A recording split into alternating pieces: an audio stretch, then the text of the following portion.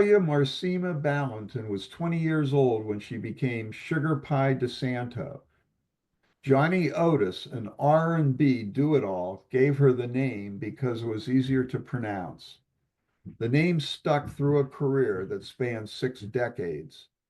DeSanto died December 20th in Oakland, California, where she'd lived most of her life. Her brother on social media said she died of chronic obstructive pulmonary disease and congestive heart failure. She was 88. The song of the day is paying tribute to singers, songwriters, and musicians who died in 2024. DeSanto played with some of the biggest R&B and soul stars, but she never gathered the same fame.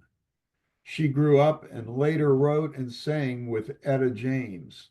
She traveled with the James Brown Revue for 2 years.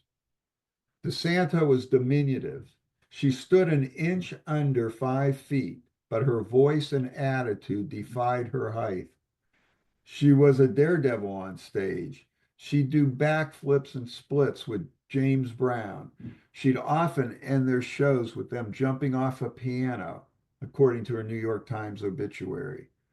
A story in the SF Gate after her death talked about how she would call a large, handsome man from the audience and climb on the man, wrap her legs around his waist, and dangle.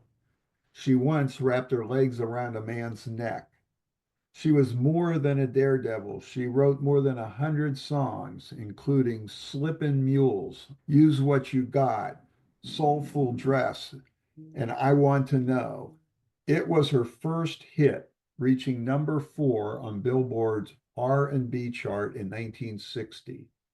The song led her to Chess Records, where she wrote and sang with some of the biggest R&B acts of the 1960s.